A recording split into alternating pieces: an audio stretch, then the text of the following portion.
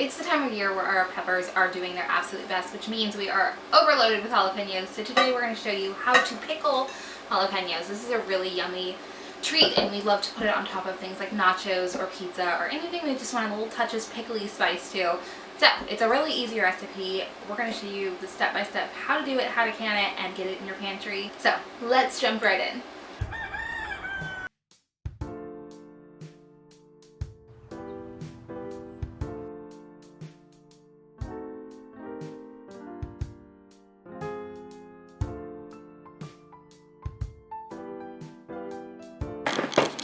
You are going to want your jalapenos prepared for this recipe ahead of time. We went ahead and did rings.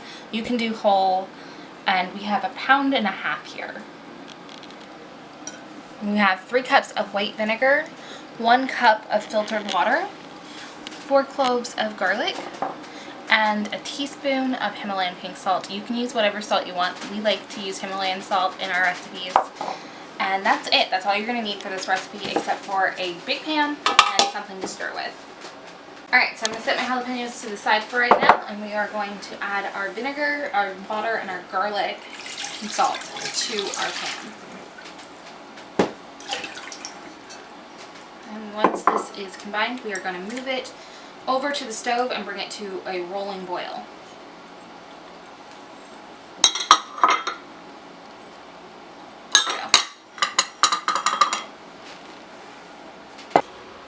Alright, so I'm turning this pan on high. We're going to bring it to a boil and dissolve our salt and just let our flavors meld together. And if you've never worked with hot peppers before, you're going to want to use gloves so your fingers don't start burning. Make sure they're kitchen safe. Yeah, I would use food grade. The thicker ones, like the ones you do dishes with. That's what I would use. Just make sure they're food grade.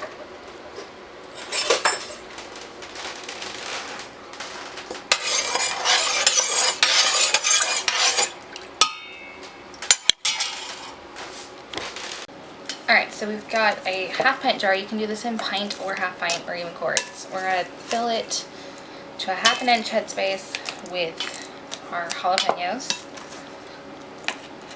And then we are going to top it with our brine. I'm probably going to pull a couple of those out, but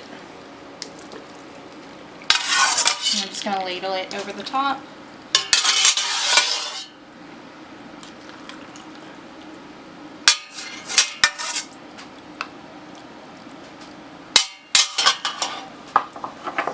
Shove these down in there and double check that headspace.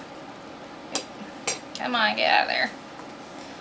Alright, and we're just going to gently use a butter knife or the plastic debubbler that comes in your canning kit and to remove any air pockets.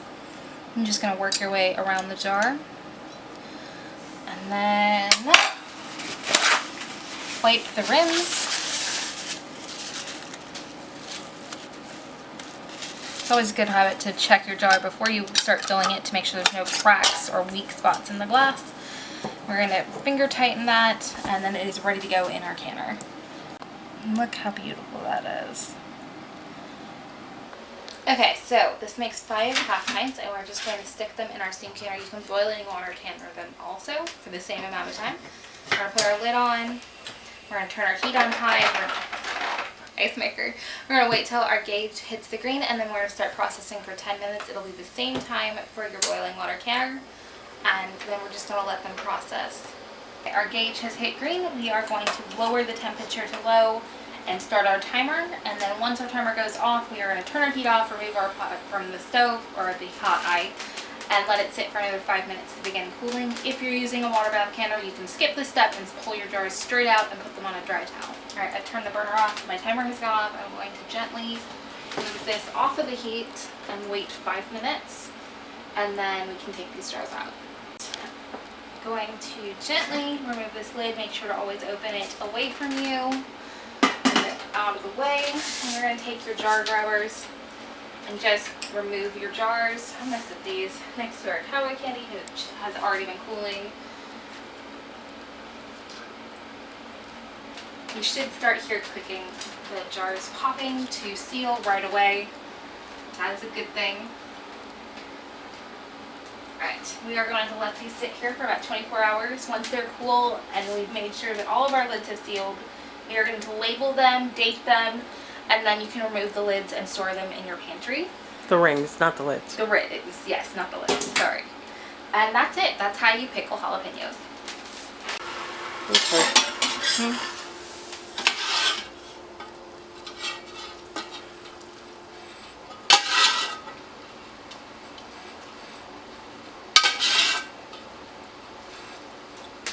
Alright, now you have shelf-stable pickled jalapenos for your pantry. These are going to be delicious on anything you can think of. Nachos. Nachos are amazing with these. You can can them in multiple sizes.